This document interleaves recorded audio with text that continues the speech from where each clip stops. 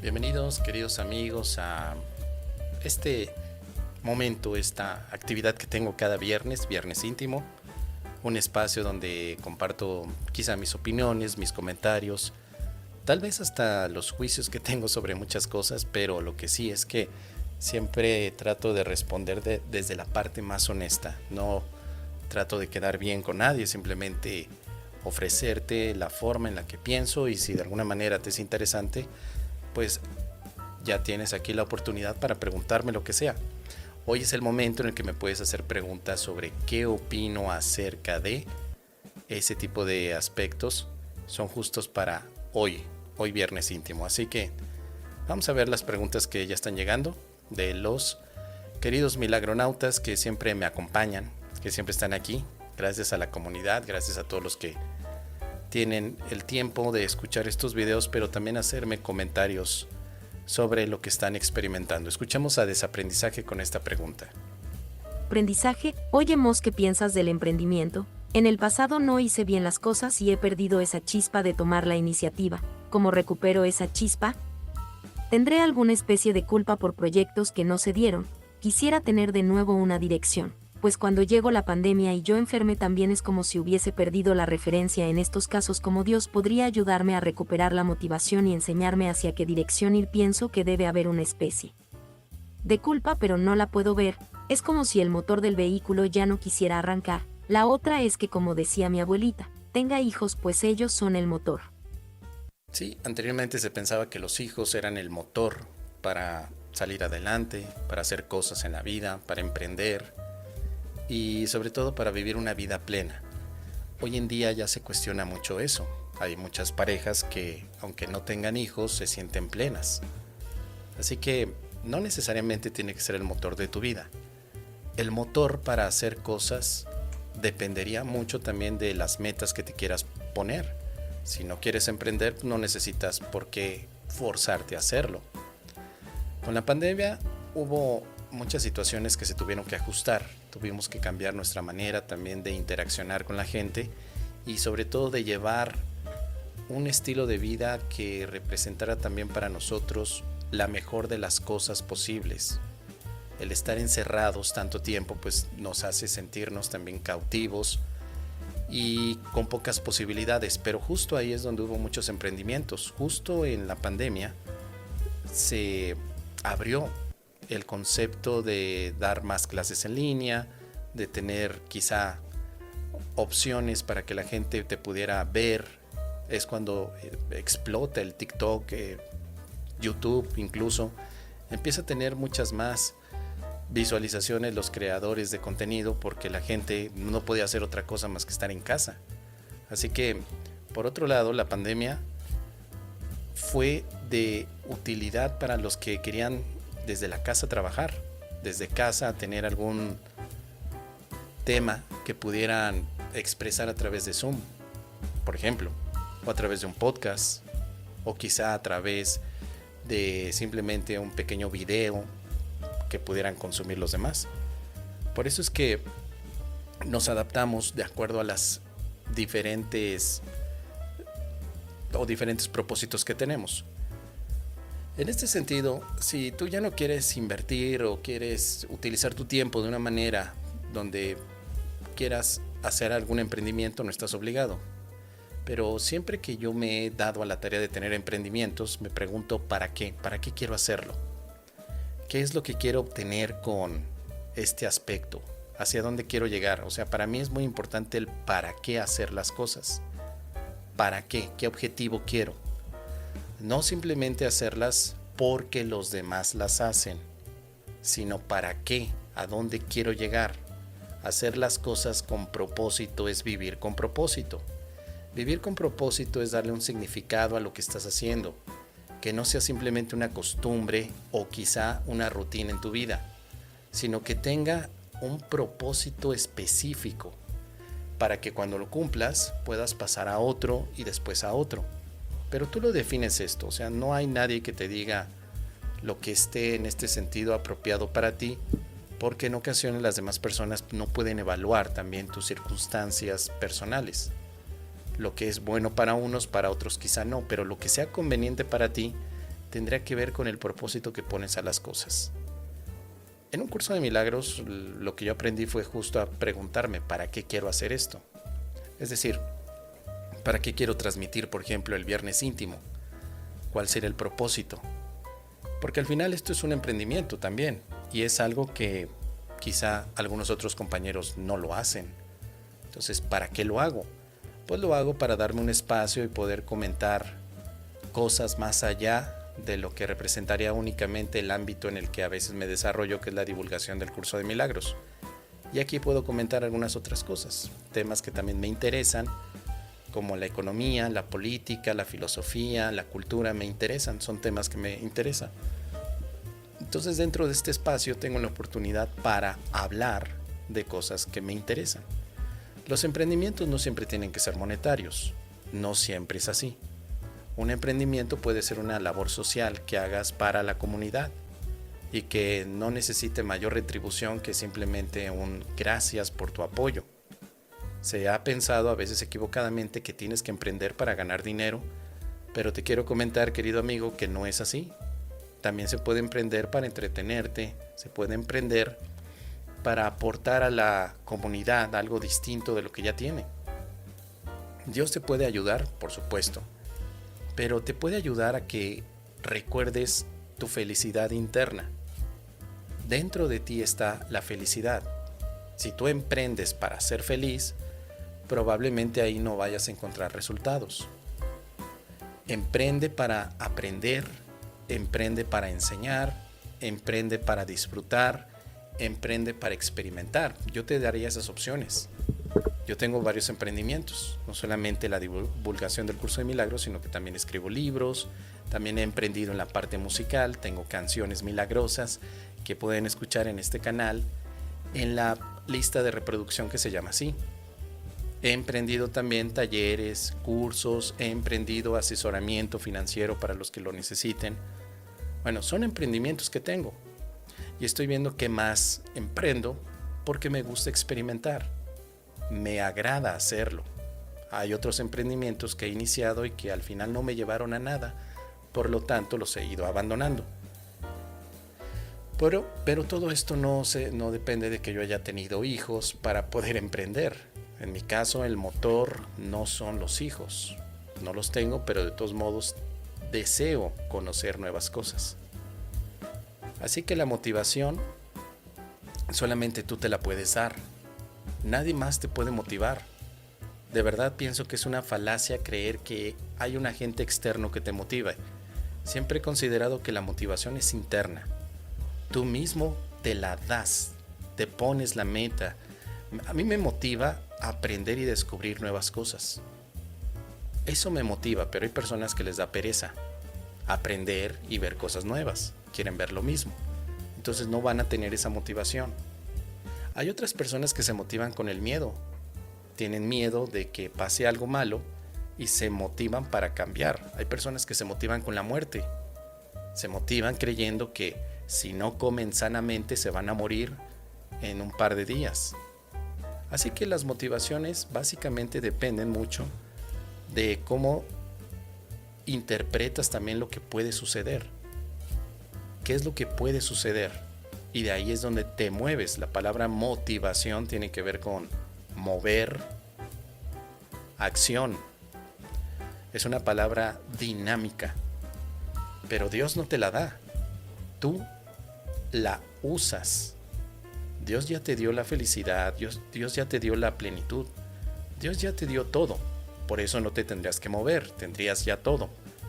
Pero si te quieres mover, la pregunta es ¿para qué? ¿A dónde querrías llegar con ese movimiento? Quiero llegar a experimentar nuevas cosas, no porque me haga falta la felicidad espiritual, esa ya la tengo, pero quiero experimentar cosas que están en otro ámbito. Esto lo voy a desarrollar con mucho detalle, aprovechando la pregunta, querido amigo, en el taller que voy a presentar el 15. Este próximo 15 de febrero, tengo de hecho el taller que se llama así, Vivir con propósito. Este taller tiene como enfoque el que se pueda hablar de cómo motivarte tú mismo con técnicas del estoicismo y técnicas del curso de milagros. Para los estoicos, una vida con propósito es la única que merece ser vivida. Y casualmente en el curso de milagros vemos que, aunque este mundo sea una ilusión, lo que le da significado a todo lo que experimentas es el propósito que colocas en él. Así que hay muchos puntos de conexión entre estos dos panoramas que tenemos como estudiantes. Si te interesa, pues simplemente me contactas con mis redes sociales que aparecen en el banner de abajo. Ahí hay un enlace que te permite inscribirte directamente en el taller. Es un taller que tiene un precio de $25. Será transmitido por Zoom. Voy a grabarlo para que se pueda ver cuando lo necesiten. Y el objetivo es diseñar nuestras metas, colocar nuestros propósitos, definirlos muy bien a través de lo que representa el estudio estoico y el de curso de milagros. Por eso es que hablaré un poco acerca de griegos y romanos que practicaban el estoicismo. Ellos siempre se preguntan, ¿para qué voy a hacer esto? Y de esto que voy a hacer, ¿qué es lo que puedo controlar? ¿Y qué es lo que no está a mi alcance? Así que si estás interesado, querido amigo, déjamelo saber. Y si alguien de aquí también quiere ser parte de este taller que vamos a tener el 15 de febrero de 2025, de 8 de la mañana a 11 de la mañana, hora local de la Ciudad de México, va directamente a mis redes sociales y ahí se puede inscribir de manera rápida y sencilla. Pero si tienen algún problema, me mandan un mensaje por WhatsApp, un mensaje personal, y seguramente que vamos a poder estar en contacto para resolver cualquier tipo de duda. Así que ustedes déjenme, queridos amigos, aquí en la caja de comentarios cómo se motivan para hacer las cosas. ¿Qué es lo que se dicen a sí mismos? ¿Qué es aquello que toman como referencia? ¿Qué hacen para motivarse ustedes mismos? Quiero saberlo. Muy bien. Vamos a continuar con las preguntas. André Moreno dice: Oli, Florecita del Campo, gracias por estar aquí, qué bueno que me acompañan. Ale también está por aquí, gracias. Trini tiene una pregunta, escuchemos. Trinidad Sánchez, me da la impresión de que el gobierno es demasiado optimista al respecto. No sé si se perdió el contexto de tu pregunta, Trini. ¿Al respecto de qué? Me da la impresión de que el gobierno es demasiado optimista al respecto, pero ¿en relación a qué tema? Si quieres, escríbemelo para que podamos dar algunos comentarios adicionales y que todos los milagronautas también nos enteremos del contexto. Además de qué gobierno, ¿te refieres al gobierno de México o a qué gobierno? Ale dice: hola amigos, feliz viernes. Caro también nos acompaña. Muy bien, qué bueno que están todos por aquí. Gracias por conectarse. Les recuerdo que el 15 de febrero tenemos el taller de El arte de vivir con propósito. Un taller que va a ser seguramente de mucha utilidad para todos los que quieran tomar una referencia sobre cómo darle sentido a las cosas que hacemos. Pero déjenme en los comentarios también qué otro taller les gustaría para el próximo mes. Para marzo. Todavía no tengo bien claro qué taller podría ser. ¿Qué taller les gustaría? ¿Sobre qué temas? Pueden ser del curso de milagros, muy especializados, como la expiación, el perdón, psicoterapia. ¿Qué taller les gustaría? El canto de la oración, sanación, enfermedad. O pueden ser otros temas un poquito más amplios, como sanar relaciones, que es un taller que ya di, pero lo podemos repetir. Finanzas en paz también, es un tema que me han pedido bastante. Así que déjenme aquí en los comentarios qué taller. Sobre la recesión económica. Perfecto. Gracias. Sí, no sé por qué se perdió el mensaje, no lo pude leer, pero te agradezco, Trini. Vamos a escuchar entonces el mensaje de Trini. ¿Qué dice aquí? Trinidad Sánchez, ¿en tu opinión estamos cayendo en una recesión económica en México? Me da la impresión de que el gobierno es demasiado optimista al respecto. Vamos a ver, querida Trini, porque el término recesión económica corresponde al ámbito de la economía y tiene ciertas características. La recesión económica se deriva de una situación donde el país no empieza a tener crecimiento económico, pero hay ciertos puntos a considerar. O sea, a veces se toma en cuenta 2 trimestres, como 6 meses. Durante 6 meses no hay crecimiento económico. El crecimiento económico de un país se mide por varias opciones. Hay varias variables macroeconómicas. Una de ellas es el PIB, el Producto Interno Bruto, el PIB. Pero también a veces la tasa de empleo, la producción, las inversiones extranjeras, el consumo, la inflación. O sea, es una medición bastante extensa y lo que hacen los economistas es sacar matemáticas de todo y cada mes hacen una comparativa de crecimiento. El crecimiento en muchas ocasiones se considera a nivel proporcional, se ve en porcentaje.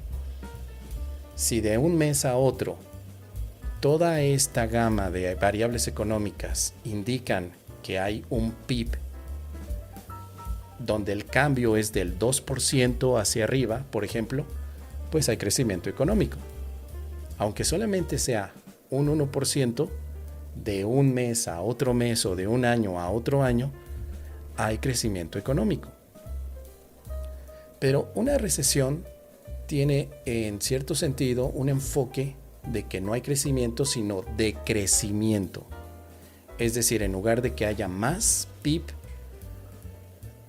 lo que está representando los números es menos producción, menos o más desempleo, más inflación y quizá hasta menos o más gasto dentro del país. Todo esto, como te digo, se calcula de una manera muy específica y el que en México está, digamos que certificado para que haga este tipo de cosas es el Banco de México. El Banco de México saca estos valores macroeconómicos para definir cómo ha estado el crecimiento de México.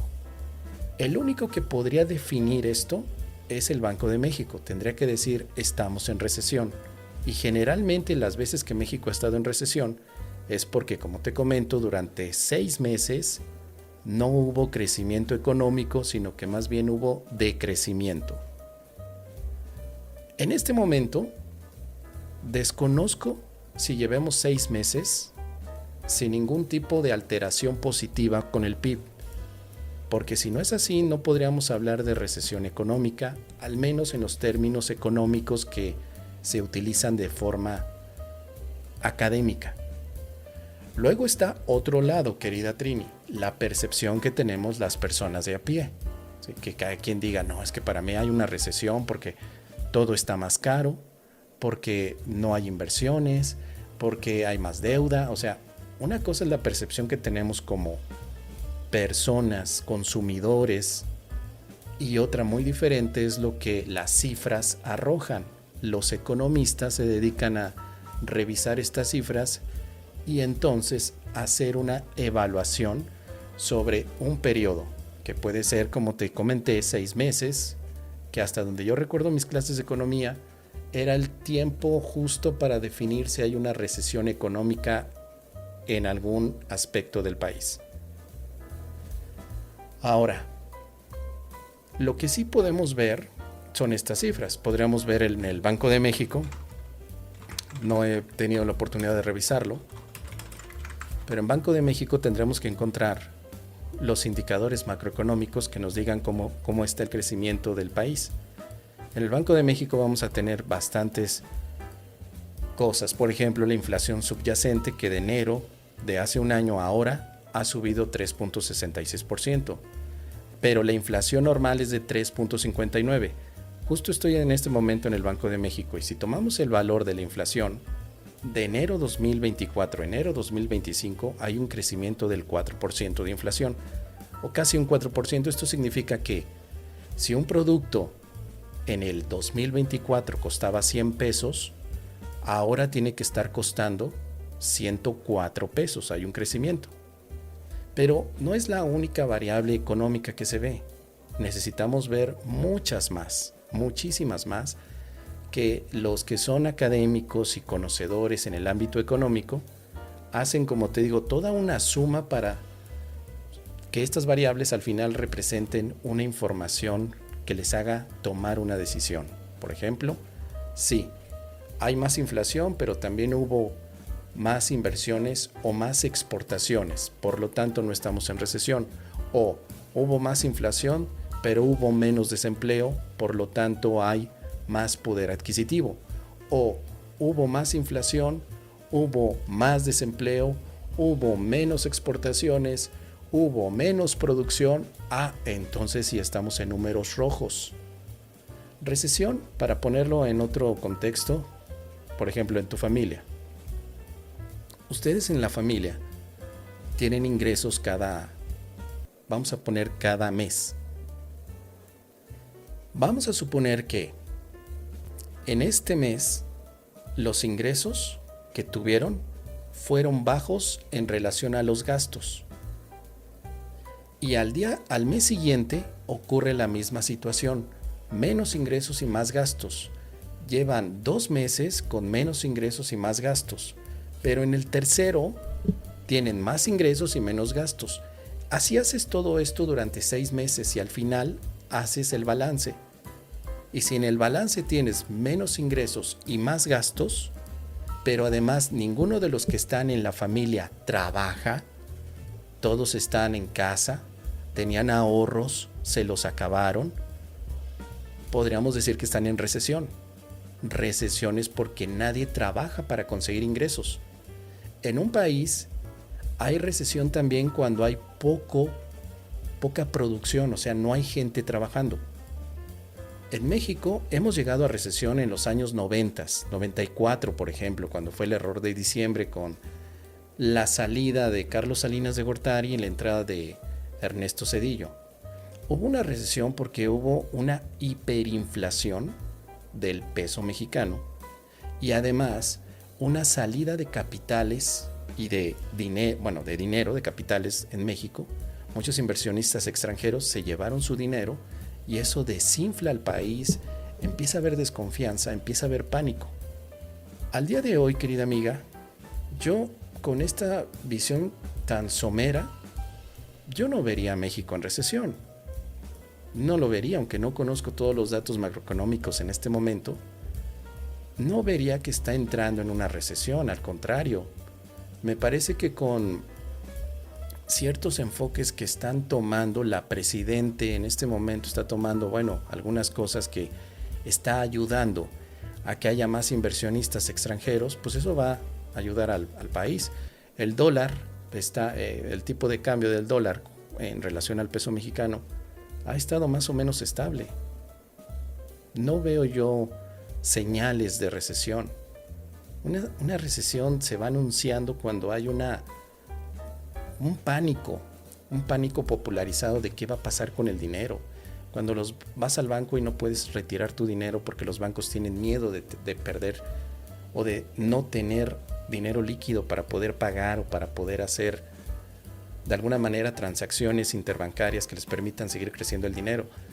Todo eso lo vivimos en el 94 cuando fue precisamente la salida de Carlos Salinas y desde el 85, 86 también, cuando López Portillo estaba como presidente en México. Bueno, eso sí fueron una recesión tremenda, esa sí la vivimos, pero actualmente yo no, así someramente, tal vez tengo que estudiar más al respecto, pero no veo exactamente cuáles serán las señales de recesión, al menos desde lo que la economía plantea. Te digo, a nivel de percepción como seres de México, como ciudadanos, pues podríamos decir, sí, es que cada vez las cosas están más caras. Por ejemplo, en recesión se entró en Estados Unidos en el 2021. En Estados Unidos hubo una recesión. Durante 6 meses, la producción de Estados Unidos no alcanzaba a cubrir todos los gastos, porque cuando empezó la pandemia en Estados Unidos,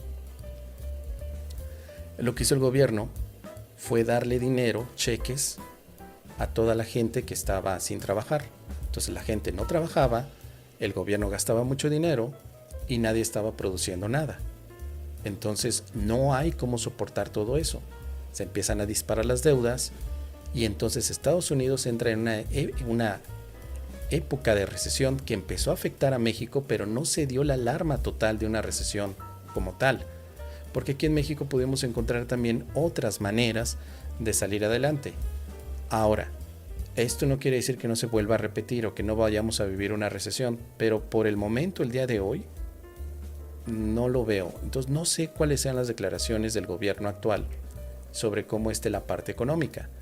Definitivamente no está como quisiéramos, no estamos creciendo a nivel de país, de economía, con lo que esperaban las predicciones del Banco de México hace un año, que era por lo menos llegar al 5%, 6%. No es así, no estamos a ese nivel. Bueno, sin entrar en más aspectos tan técnicos, desde mi quizá equivocada percepción, yo no veo que estemos en una recesión económica ni que estemos entrando a ella. Tampoco sé si el país va a tener una mejora económica a corto plazo, pero todo indica que hasta el momento, con las políticas que se están llevando a nivel económico, México se va a mantener más o menos como el año pasado en cuanto a la parte de ese crecimiento que tuvo, ¿sí? Pero lo que sí podría afectar, que ya ahora que lo recordé, pues sería lo del arancel que quería poner Trump al 25% de los productos mexicanos que se exportan o que ellos importan de México. Eso podría haber afectado tanto como que nosotros pusiéramos también aranceles a los productos que importamos de Estados Unidos. Eso sí puede afectar y sí podría dar una subida en la parte de los gastos dentro de lo que es el país. Pero mientras todo eso esté más o menos controlado, no veo que haya algún tipo de recesión en puerta. Sin embargo, voy a estudiar un poquito más y si sé de algo te lo comparto. Ahora, si tú sabes algo, también compártenos. ¿Por qué crees que haya o que venga una recesión en México? Déjamelo saber aquí en los comentarios. Muy bien, hay más preguntas que están llegando. Vamos a escuchar. ¿A quién tenemos por aquí? Opino que la mente es la que piensa todos los cuerpos, dice Andrea. Andrea, vamos a escuchar a Andrea. ¿Qué nos dice?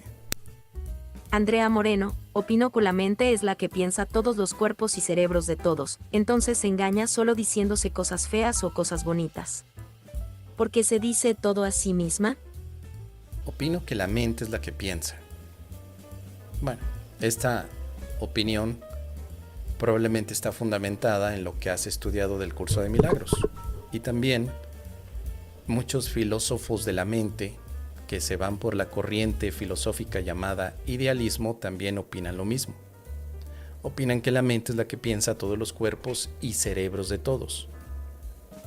Ahora, el curso de milagros va más allá diciendo que se engaña, diciéndose cosas feas o cosas bonitas. Pero todo se dice a sí misma. Es la postura de un curso de milagros que se parece mucho a el idealismo como corriente filosófica.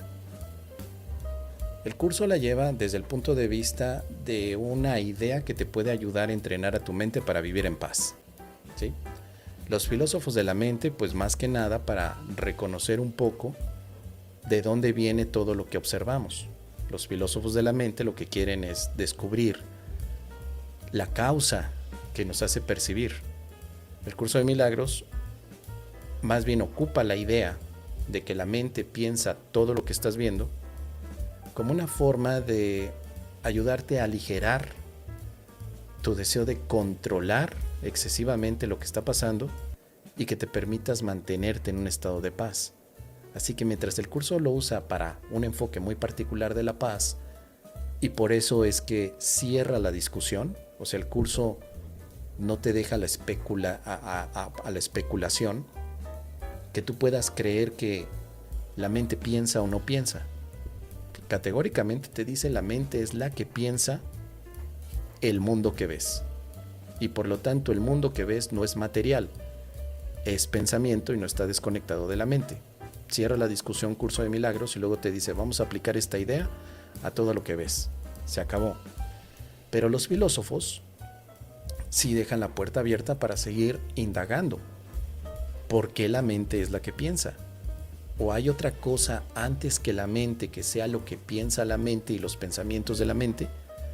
Los filósofos idealistas sí siguen con la discusión, no solamente entre ellos, sino también con la otra postura que dice que todo es material, que por ejemplo, en el materialismo, como corriente filosófica, la mente no es la que piensa, sino que el que piensa es el cerebro.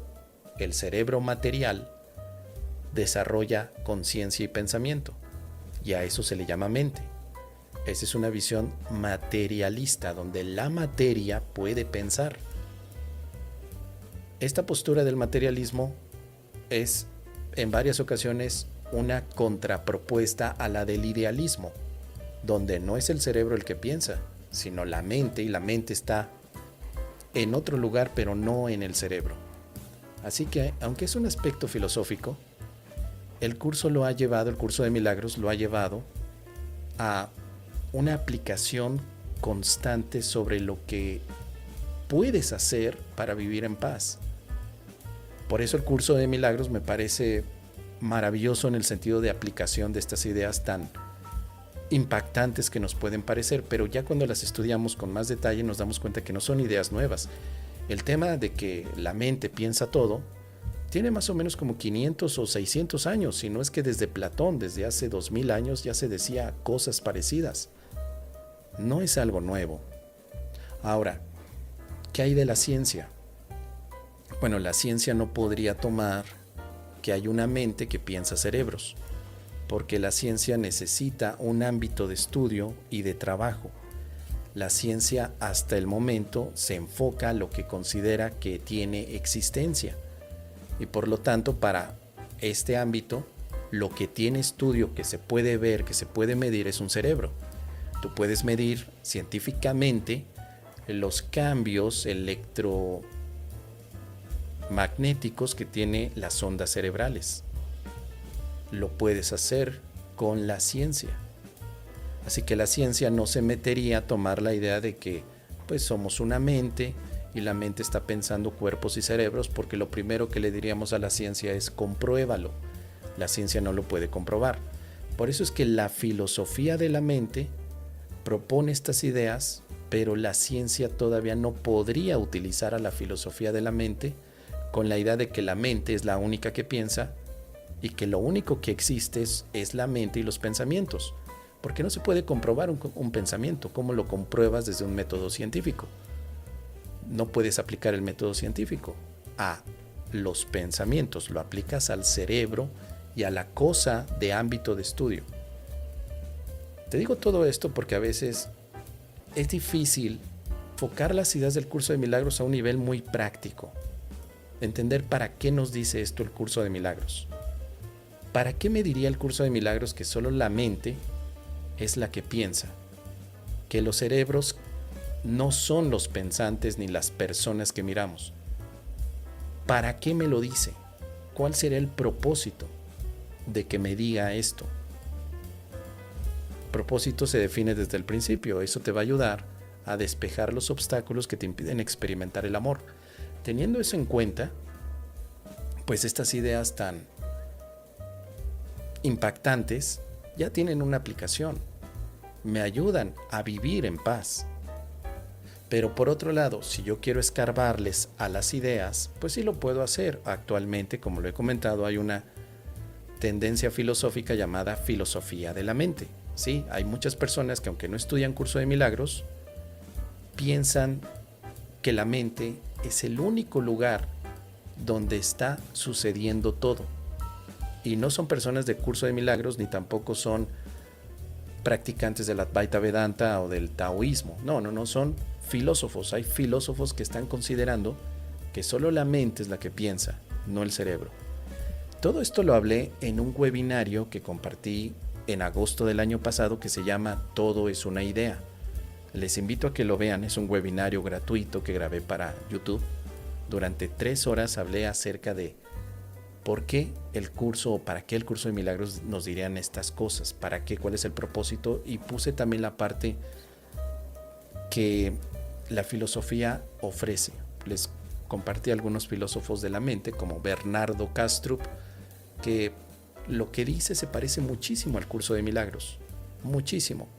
Y es un caballero que lleva muchos años estudiando a los filósofos de la mente y él también estableciendo su propia manera de divulgar. Él divulga también, aunque es un filósofo, y tiene un canal de YouTube donde hace esta divulgación. Y cuando lo escuchas, tú dices, pues me está diciendo lo mismo que el Curso de Milagros, pero con otras palabras. Porque la idea se mantiene. La mente es la que piensa, y los que pensamos con la mente estamos disociados de la mente total, creyendo que pensamos de manera privada. Cuando rompemos la disociación y nos damos cuenta que no estamos separados de la mente que piensa, entonces literalmente nos damos cuenta que no existe una separación entre los pensamientos, que la mente tiene todos ellos en un mismo momento, en un mismo lugar, y que ideas como tiempo y espacio siguen siendo aspectos que la mente coloca como si fueran realidad, pero son solamente pensamientos. Así que, más allá de las cosas feas o bonitas que te puedas decir o que le digas a la mente, es ¿qué tiene la mente en este momento que podamos reconocer como parte intrínseca de su propia experiencia? Es decir, ¿con qué la mente toma la decisión de pensar? ¿Con qué? ¿Cómo logra ese proceso de pensamiento? ¿Y cómo lo podemos llevar a una experiencia hoy en nuestra vida cotidiana para que podamos entonces vivir en paz?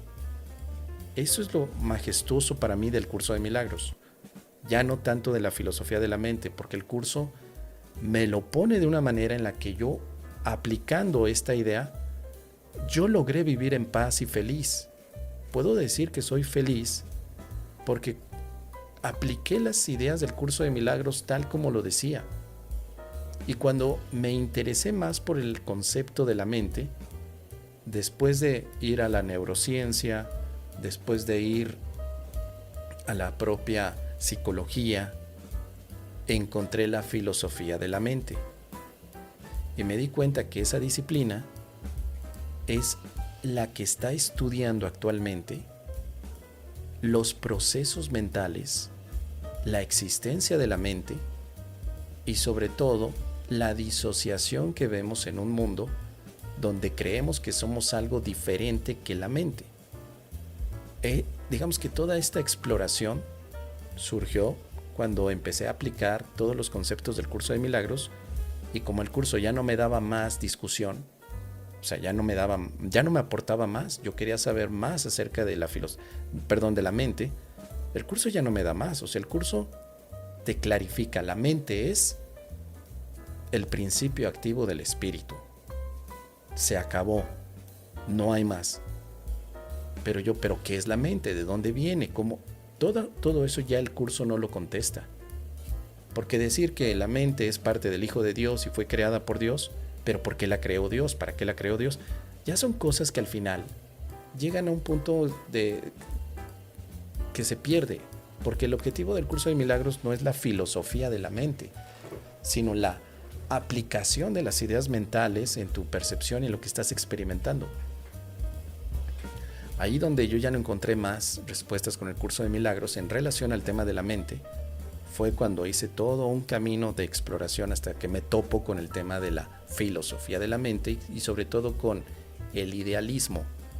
Y empiezo a estudiar y me doy cuenta de lo importante que es el poder reconocer que todas estas ideas poderosísimas que vemos en el curso encajan muy bien con las posturas de estos filósofos. Y eso me llevó a estudiar a Hegel, a Kant, Platón, obviamente, y actualmente a muchos otros filósofos que también les interesa el tema. Así que para ir concluyendo, querida Andrea, es una muy buena opinión, por supuesto, pero supongo que está fundamentada en lo que has estudiado del Curso de Milagros. Solo te quiero decir que hay otros aspectos en cuanto a cómo lo ven varias personas. No todos lo verían así. Te lo digo para no entrar en discusiones a veces que son innecesarias. Tu opinión está fundamentada o por lo menos basada en tu experiencia del curso de milagros, pero si tú vas con un neurocientífico, pues él tendrá una opinión diferente.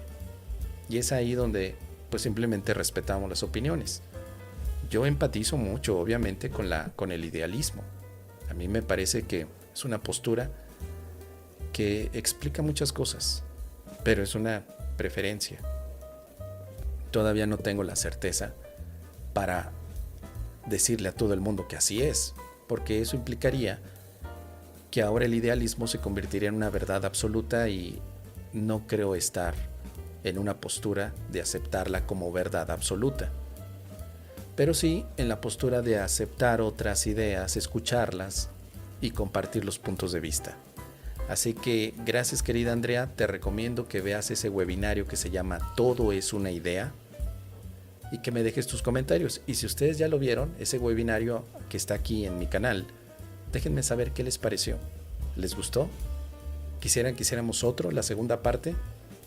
Los leo en los comentarios. Muy bien. Mos, ¿ya fuiste al Museo Interactivo de Economía? Está muy bonito, sí, muy bonito. Ya fui. Fue hace tiempo. Está sobre todo muy adaptable para que niños pequeños también lo puedan disfrutar y aprender de economía. Ayer hablaba sobre el ataque, entonces es como un círculo vicioso. Me veo separado y vulnerable y necesito defenderme, después me defiendo y ataco para reforzar la idea de la separación. Exacto. Por lo tanto, me siento vulnerable. Entonces la no defensa, no proteger mi identidad y ver el ataque como pedido de ayuda, me sacaría de ese ciclo. Sí, así es, querido amigo. El perdón te saca de todo ciclo que sea vicioso. El perdón es volver a cuestionar si es real el ataque. ¿Verdaderamente te están atacando? Maricel tiene una pregunta, vamos a escuchar. Maricel Natalia, amigo pregunta, ¿eres celoso? Si es así, el curso ¿cómo te ayudo? Gracias. ¿Cómo me ayudó el curso? ¿Cómo fue que me ayudó el curso en los celos? Bien, primeramente cuestionarme. ¿De dónde vienen los celos? ¿Qué son? ¿Cómo se pueden ver en el aspecto de la relación? Me cuestioné. Primero, ¿qué son los celos? A nivel empírico, una sensación horrible que experimentaba cuando mi pareja parecía no ponerme atención a mí, sino que le daba atención a alguien más, hombre o mujer. Empecé a darme cuenta de eso al observarlo. ¿En qué momento me pongo celoso? Cuando lo veo. Veo a mi pareja hablando con alguien diferente a mí, dándole atención y a mí no.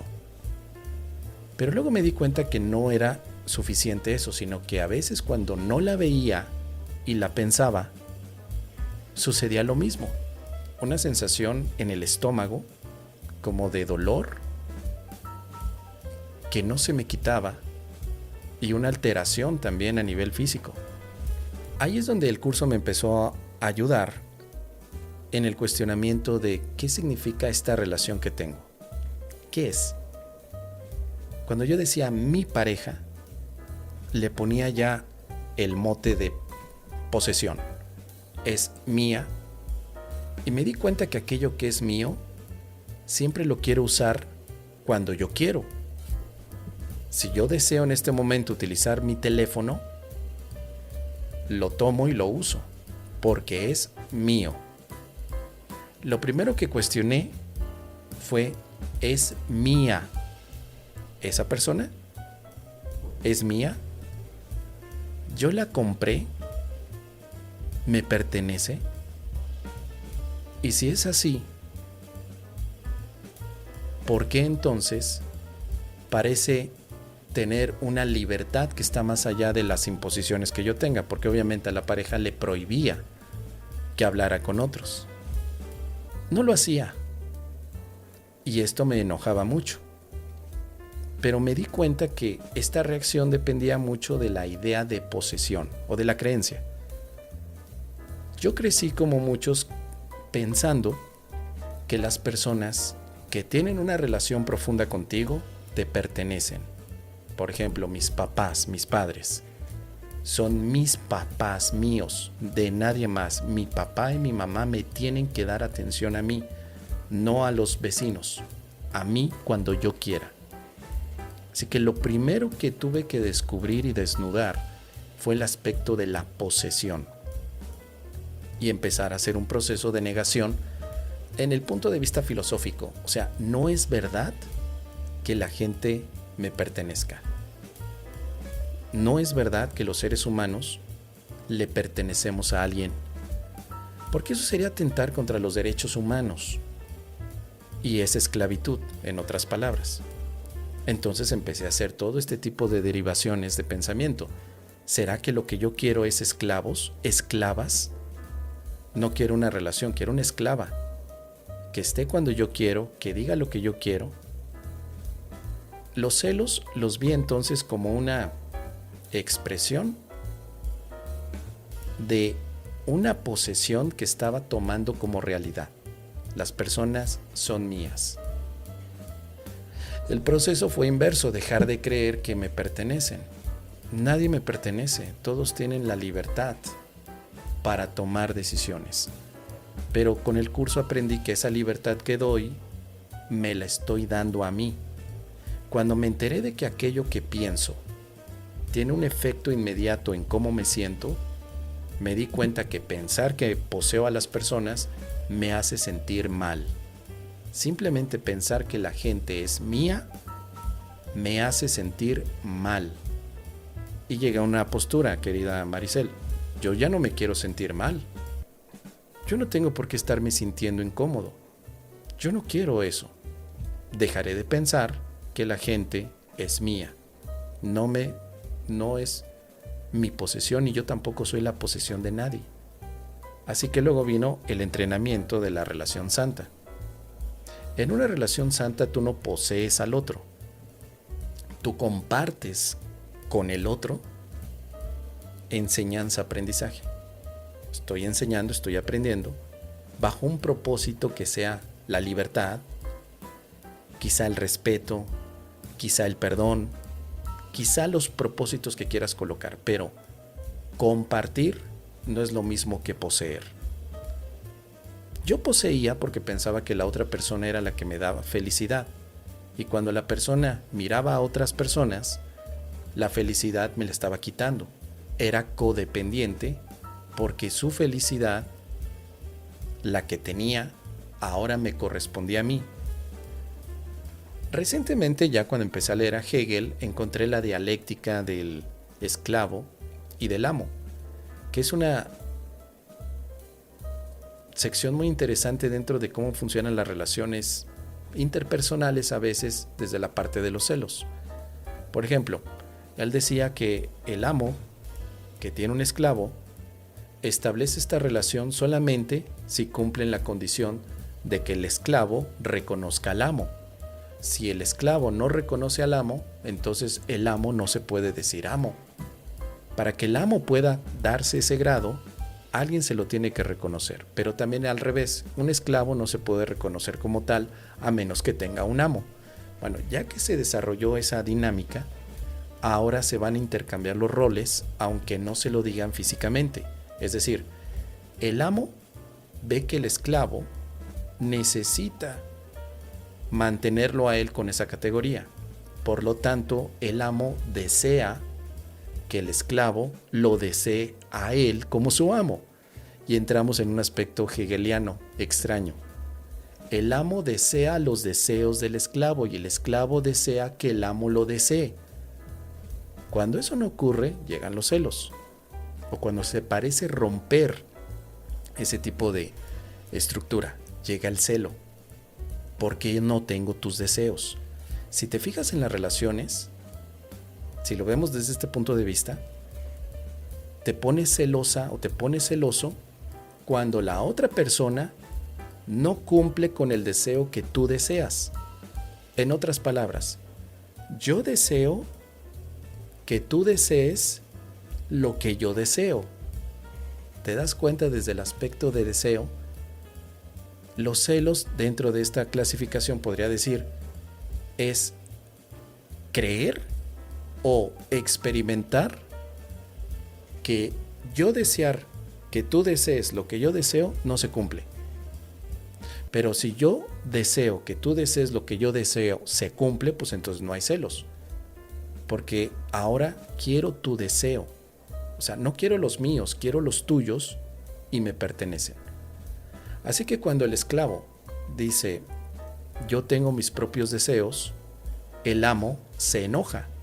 El amo quiere los deseos del esclavo porque es una forma también de control, es una forma de poseer. La mejor manera desde el ego para poseer a otro es cautivar sus deseos. Velo en las interacciones que a veces tienen un ámbito sexual. ¿Por qué hay placer sexual cuando el otro te desea a ti? Debido a que tú deseas que él te desee a ti.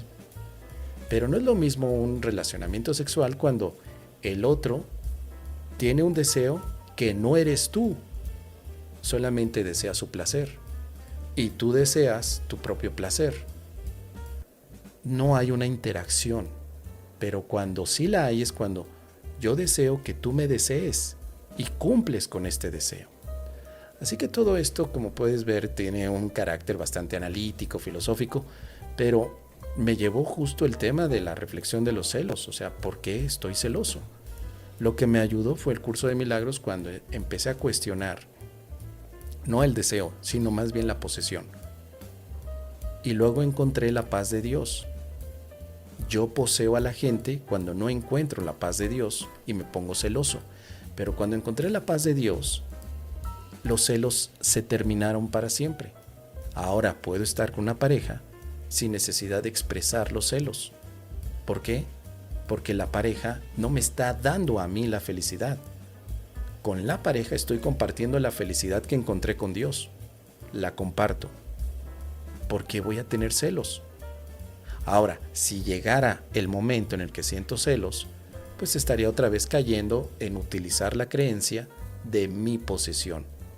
Esa pareja me pertenece, o yo deseo que me pertenezca, o todavía peor, yo deseo que ella desee pertenecerme, o sea, yo quiero su deseo, no quiero el mío, quiero el de ella. Ahí es donde todo eso se convierte en una locura.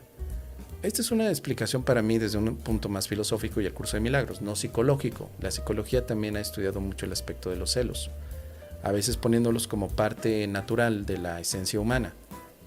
Yo no sé si sea parte de la naturaleza. Lo que sí sé es que vivir con celos es un infierno. Y yo no deseo vivir en el infierno, yo quiero vivir en el cielo.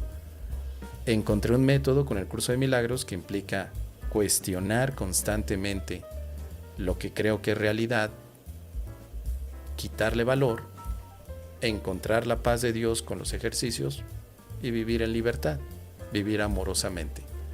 Pero ustedes, amigos, ¿qué opinan? ¿Alguna vez habían pensado con tanto detalle acerca de los celos?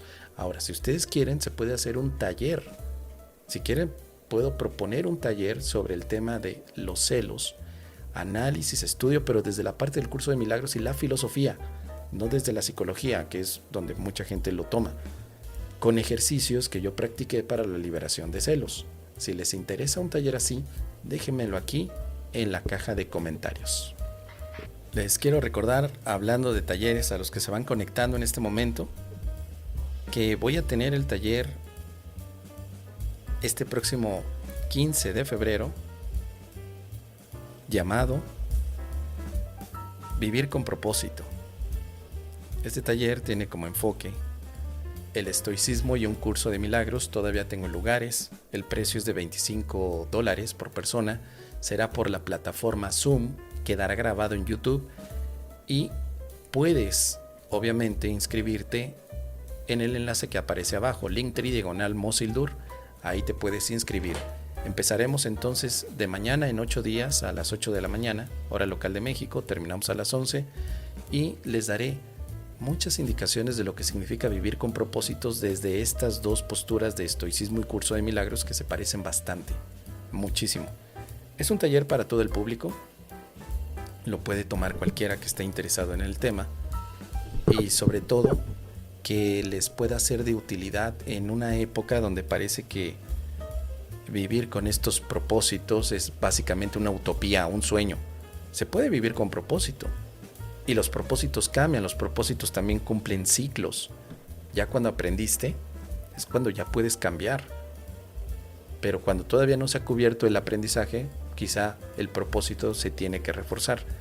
Si estás interesado, puedes ir directamente a mis redes sociales o a mi Linktree y ahí vas a encontrar directamente el enlace para inscribirte. Te espero este próximo 15 de febrero en el taller Vivir con propósito. Veamos las demás preguntas que están llegando. Vicky Olivero dice: Mos, mi santidad te bendice, gracias.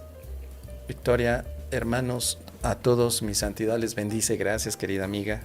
También nuestra santidad te bendice siempre. Silvia Omaña: buen día chicas y chicos, hola Mosito. Tiene una pregunta por aquí. Vamos a escuchar cuál es la pregunta que tiene nuestra querida amiga Silvia. ¿Qué dice? Silvia Omana, mi gran amigo, aconséjame a calmar la hinchi vieja loca de la casa. Mente, por favor. Por el hijo del mal dormir Trump. Pero ¿cuáles son estos pensamientos, querida amiga? O sea, ¿qué es lo que dice la vieja loca de la casa? ¿Qué dice? ¿Por qué no lo escribes y nos cuentas? ¿Qué está diciendo? ¿Qué dice? Yo veo al señor Trump, quizá desde México, desde Naucalpan, Estado de México, un señor que habla mucho, que busca soltar primero el ramalazo, llamar la atención y luego ver cómo reaccionan las naciones. Esto no quiere decir que no ha tomado posturas directas sobre la parte de las deportaciones que hoy escuchamos. ¿Ok? Está tomando una postura de deportar. Pero ¿ha medido todas las consecuencias? ¿Ha medido todo lo que eso puede funcionar, lo que eso va a pasar y si va a funcionar? Hay muchos analistas que dicen, pues obviamente la economía de Estados Unidos no solamente se sostiene por las inversiones que hacen, sino también por la mano de obra, por los costos tan bajos que ha logrado a través de muchos latinos que han estado ayudando. Bien, yo pienso en eso. Pero, ¿por qué no me dejaría dormir? Ahora, solo me imagino, no me dejaría dormir si en este momento tuviera un familiar en Estados Unidos que pudiera ser susceptible a la deportación. ¿Por qué? Pues porque mi familiar se fue pensando y asumiendo con una vida mejor, ya tiene muchos años, 20, 30 años, por ejemplo, tiene su vida allá. Deportarlo a México, pues, sería básicamente 25 años de una vida que no tuvo aquí. Dice, miro tantas injusticias por acá en California, familias llorando por las separaciones injustamente. Bien, pero cuando tú ves eso, ¿qué es lo que sucede a continuación? ¿Ayudas a estas familias? ¿Te pones a llorar con ellos? Algunas personas podrían decir, Silvia, no, yo me voy de Estados Unidos y me voy para México. Y llegas a México, Silvia, y las cosas no están mejor. Te vas a Europa y las cosas no están mejor. Entonces, ¿qué podemos hacer? ¿Podrías ayudar a las familias, Silvia? ¿Podrías acercarte y decir, quiero ayudarles haciendo un grupo de apoyo en WhatsApp, en Facebook, en Zoom? Hagamos un grupo de apoyo o simplemente vemos, lloramos nos entristecemos y al día siguiente tomamos café. Y otra vez vemos, lloramos, nos entristecemos, pero tenemos un culpable que es Trump. Lo culpamos. Y al día siguiente tomamos café. Y después seguimos en rutina, hasta que llega una noticia nueva. ¿Qué es lo que no nos deja dormir de esta situación? La pregunta es, ¿no debería dejarte dormir esto? ¿Estás tomando la decisión de no dormir, no descansar, no vivir en paz, simplemente por esto que estás mirando? ¿Por qué no cuestionarlo? ¿Esto que estoy mirando tiene que ser un obstáculo para mi paz? No quiere decir ser indiferente, no estoy diciendo eso. Sino, ¿por qué tendría que quitarme la paz? Es una situación que está sucediendo, claro. Pero, ¿podría yo ayudar en algo? ¿Por qué no preguntarnos eso? ¿Cómo ayudar a estas personas? ¿Cómo hacerlo? ¿Se puede? ¿Quiero hacerlo? Bien, ese es un tema. El otro es, ¿por qué la loca de la casa, la mente, me está bombardeando? ¿Será que el miedo que tengo es que me deporten a mí o a mi familia? ¿Será el miedo que tengo? Bueno, y si es así, ¿qué puedo hacer al respecto? Porque podrían deportarme o no. Si me deportan, de todos modos ya sufrí en este momento. Y el día de la deportación voy a sufrir otra vez. Si no me deportan, ya sufrí y me afecté. Y ahí es donde el pensamiento estoico a mí personalmente me ayuda mucho, Silvia. ¿Por qué me preocupo? Porque la loca de la casa está ahí alterada, preocupada. Bueno, ¿por qué me preocupo de algo que no sé a dónde va a llegar? No sé hasta dónde van a llegar las políticas de este presidente, no lo sé. Estoy viendo algo, pero no sé hasta dónde va a llegar. De lo que estoy viendo yo puedo responder de una manera diferente, pero no puedo responder por el futuro que no ha llegado. Solamente puedo responder por el presente que tengo frente a mí, en este presente. Por eso la pregunta es, ¿qué miedo tienes? ¿Cuál es el miedo?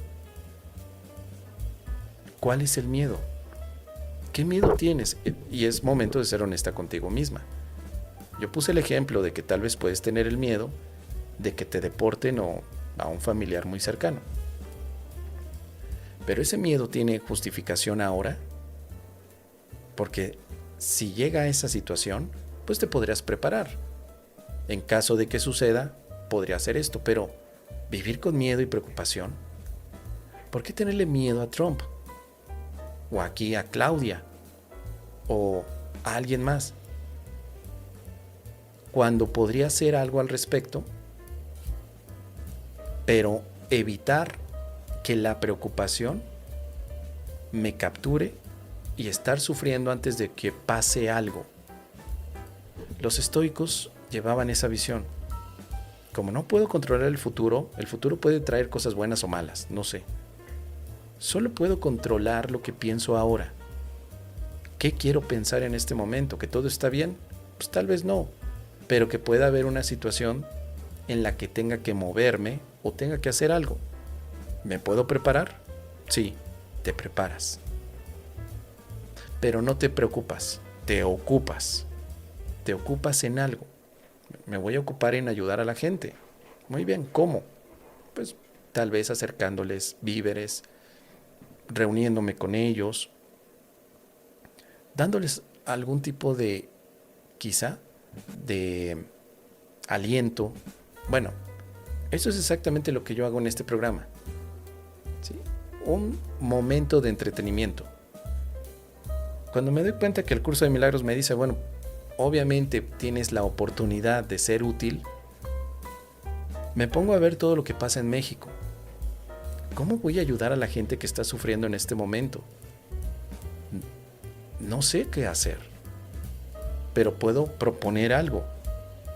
Quizá un canal de YouTube que hable, por un lado, de espiritualidad, de temas del curso de milagros, y luego con una propuesta de entretenimiento, de diversión, de reflexión, quizá de pensamiento crítico, quizá, o de simplemente hablar y dar opiniones donde ustedes llegan y quizá piensan algunas cosas que yo no he pensado o consideran algo de lo que yo he pensado. Entonces, esta es mi manera de responder a toda esta situación. Esto me mantiene activo, Silvia. Me mantiene porque llegan estos temas y tengo que pensar qué propongo al respecto. Así que alguien me puede decir, alguien me dijo hace tiempo, ¿no?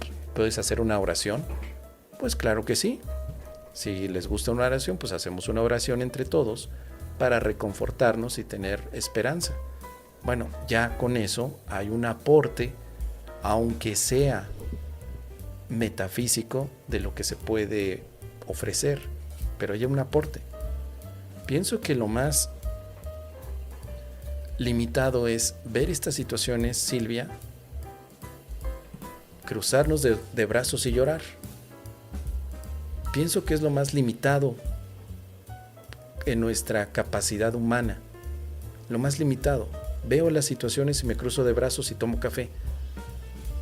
Y al día siguiente vuelvo igual, a lo mismo y llorar. Porque llorar no ayuda. Preocuparte tampoco. Proponer sí. Tenemos la capacidad para pensar. Tenemos quizá una voz, un cuerpo que podemos utilizar para llevar algún mensaje. ¿Por qué no usarlos? ¿Por qué no utilizarlos en lugar de simplemente sufrir, culparnos, atemorizarnos? O sea, ¿cuál es la otra propuesta? ¿Cuál es la otra mirada? ¿Qué es aquello que podemos ofrecer? Así que bueno, dice por aquí Silvia, gracias Mosito, tus respuestas me dan otra perspectiva. Ojalá que sí sea, y todos los que quieran compartir también sus propuestas, déjenlo aquí en la caja de comentarios. Muy bien, vamos a ver qué otras preguntas, creo que ya son todas. Yo era celosa con mis amigas, pero descubrí que era la falta de amor a mí misma. Lo bonito que eso lo superé y me siento con una gran libertad, gracias a Dios. Qué bueno, querida Silvia. Estaría buenísimo, tiene mucho que reflexionar. Hay varias cosas que dijiste, Mos, que no sabía. Sí, como les digo, en tema de los celos, el aspecto sigue siendo muy abierto a la discusión y hay varias perspectivas. Pero lo que sí es verdad es que tenemos que sentarnos a reflexionar sobre estos puntos. Muy bien, creo que ya no hay más preguntas. Me parece que estamos llegando ya al final. Muy bien. ¿Les ha gustado las canciones que les he compartido, las canciones milagrosas? Espero que así sea. Ojalá que sí. Si es así, déjenme en los comentarios de todas las canciones qué les parece, o déjenme quizá hasta un emoji de cerveza. Todo eso ayuda. Díganme si hay canciones con un estilo en particular que les gustaría que probara. Hemos probado la balada, un poquito de hip hop, algunos coros, algunos ritmos medievales. No quiero poner rock, pero eso lo tengo aparte, pero algunos otros ritmos que sean interesantes para ustedes. Déjenme saber en los comentarios qué tipo de ritmo que sea para ustedes agradable escuchar con una canción quisieran que yo hiciera dentro de este proyecto que tengo de canciones milagrosas. También les quiero pedir por favor que si tienen la oportunidad de compartir estas canciones milagrosas con todos, háganlo. Lo pueden compartir en su grupo de estudio del curso de milagros. No creo que se vaya a enojar el facilitador porque comparte esto. Las canciones pienso que no son ofensivas en ningún momento, tienen toda la intención de poder apoyar el estudio y además que se puede entender bien algunos conceptos que el curso maneja. Cada canción está diseñada con una pequeña historia, una reflexión y con las ideas principales de esa lección del día. Así que si están interesados en que la próxima canción la genere con algún tipo de enfoque particular, también déjenmelo saber. También lo pueden hacer. Es más, tal vez voy a empezar a hacer canciones personalizadas sobre casos que tengan ustedes. Me pueden enviar un correo diciendo, mira, este es mi caso, este es mi problema. ¿Cómo aplicaría la lección del día con este problema? Entonces, puedo hacer una canción dando respuesta a una temática de un problema que tengan ustedes. ¿Les gustaría eso? Si es así, me mandan un correo a mos@primerotupaz.com desarrollando ahí su problema, su tema y pidiéndome, haz una canción de respuesta ante este problema. Es más, a lo mejor esta puede ser una musicoterapia. Yo creo que le llamaré así, musicoterapia de un curso de milagros. Yo sé que existe la psicoterapia del curso de milagros, pero yo abriría una nueva tendencia. Tal vez psicomusicoterapia o musicopsicoterapia, psicomusicoterapia, así le llamaría. ¿Ustedes qué opinan? Musicoterapia, psicomusicoterapia del curso de milagros. Así que me pueden enviar su caso, su situación complicada, con detalle, con todo detalle, todo el detalle que quieran sin problema. Se pueden acabar los dedos escribiendo ese problemita, porque lo que yo haría es ver cómo aplicaría la lección del día a ese problemita, generar la canción, ponerle la música y utilizar los casos de ustedes en canciones que tengan un significado particular. ¿Les gustaría el proyecto de psicomusicoterapia? Si es así, déjenme por favor un mensaje personal aquí en mi Linktree. Ahí está también la opción de que me manden correo. Me dejan eso y yo trabajo en la canción. De hecho, los fines de semana es cuando tengo más tiempo para hacer las canciones. Déjenme, cada canción me lleva mucho tiempo, muchas horas, por eso necesito estar sentado constantemente y también pensando cómo voy a generar todas las ideas que concuerden, que la música, que la voz, que los instrumentos, etc. Connie Gamo dice, sí me gustan estas canciones. Bueno, si les gusta, entonces ya saben, abro la opción a que me manden un correo electrónico con un caso difícil donde quieran que aplique la lección que corresponde al día. Me lo mandan por correo y yo genero para ustedes esa opción. Nos vemos, queridos amigos, que descansen, que tengan un excelente fin de semana. Nos vemos el próximo lunes y yo creo que hoy por la tarde me conecto a Instagram, por si me quieren seguir ahí en Instagram, para tener una conversación con ustedes, una pequeña conversación. Los que quieran, se unen por la tarde, quizá como a las 6, 7 de la tarde de México, voy a andar por ahí, para que si me ven conectado y en vivo, en ese momento podamos conversar. Que tengan una excelente tarde y nos vemos el lunes en punto de las 3 horas de México, aquí en Explorando un Curso de Milagros. Nos vemos.